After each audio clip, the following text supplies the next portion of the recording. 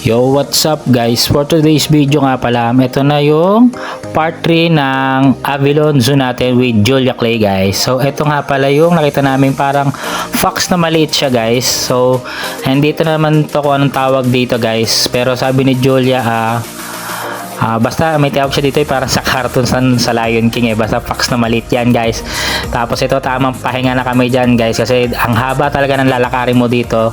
So magbaon kayo na mahabang pasensya pero enjoy naman guys. Sulit, hindi nyo mapapansin na nakailang steps na kayo guys.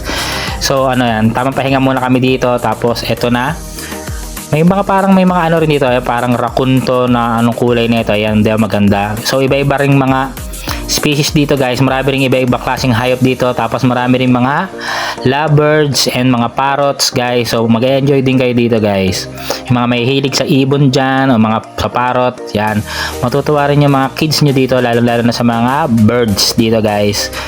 So ayan, lakad-lakad lang tayo guys. Medyo rumble nga pala yung pag-video nito guys. Kasi syempre, pinagsama-sama natin yung mga birds, yung mga ano dyan, wild animals. Minsan nagulo-gulo na yung edit ko dito. Pero same naman to guys. Part 3 na to. Tapos ito, maraming kinds din ng mga turtle dito guys. Ayan. May mga turtle din dito. May mga Indonesian box turtle. Tapos ito, mayroon dito mga, ano ba tawag dito? Snapper yata to, hindi ko sure, basta yan yung iba makikita mo sa pet shop, nandito rin yung mga yon. Kasi ito alam ko snapper to ano to, kumakain na isda, basta ang laki na ito, tapos ang dami nila dyan guys. Tapos dito rin marami rin different kind of monkeys guys. Ito parang gorillang maliit to. Tapos yan, iba-ibang klase ng mga unggoy dito guys. Tapos mamaya may makikita kayo dito gorilla na malaki, ay orangutan yata yon, maganda mamaya. So ito pa yung ibang mga unggoy dito guys, ang kukulit nila dito. Tapos ang laki rin yung space nila dito guys, pataas yan. Tapos may salamin naman dito.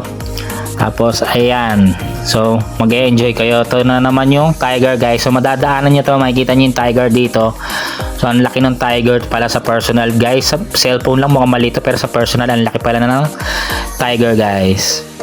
Tapos yung mga unggoy, ang mga maraming iba-iba ditong mga animals, magaganda. Sulit yung bahay nyo dito guys. Kaya medyo hinabaan natin yung video para makita nyo ng matagal yung mga animals, di ba?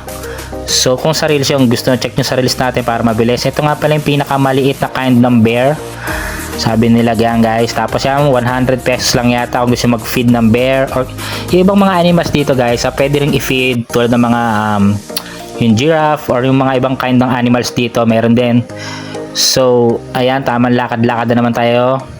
Papunta naman tayo dun. Meron pa dito guys yung sa mga unggoy din, pero yung unggoy dito sa orangutan na tayo, yung para sa Planet of the Apes, yung sa movie do makikita nyo dito. Pero ito muna yung yung unggoy dito. Ayoko kasi unggoy to, ang lupit ng niya di ba, parang nasa jungle lang siya, nasa forest siya. Tingnan mo, parang hindi siya nakakulong. Ang laki ng space niya, napakaswerte na ito, naglalambitin lang siya dyan guys. Tapos ito na isa parang Planet of the Apes, di ba? Ito napanood ko to yung parang may katungkulan dito, orangutan na yan, di ba? Ang angas, parang kulay red na gorilla yan, tas balbon, ayan, di ba? So first time ko nakakita nito ng personal guys. So ayan, ang ganda niyan, di ba? Parang naka-mascot lang yung itsura niya, parang tao lang siya nakaupo dyan, di ba? Tapos ang kulit nga pala nito guys, akala ko mambabato ng tae ito dito sa dulo. Ayan sasaluhin niya yung tae niya dyan guys. Kasintabi sa mga kumakain. Ayan so akala ko babatuhin kami, nagtakbuhan kami dyan. So thank you for watching guys. Pa-like and share ng video na to. Abangan nyo, mayroon pa tayong part 4 sa Avalon Zoo guys, kasi ang haba ng mga video na to. Pero enjoy naman sa birthday ni Julia. Thank you.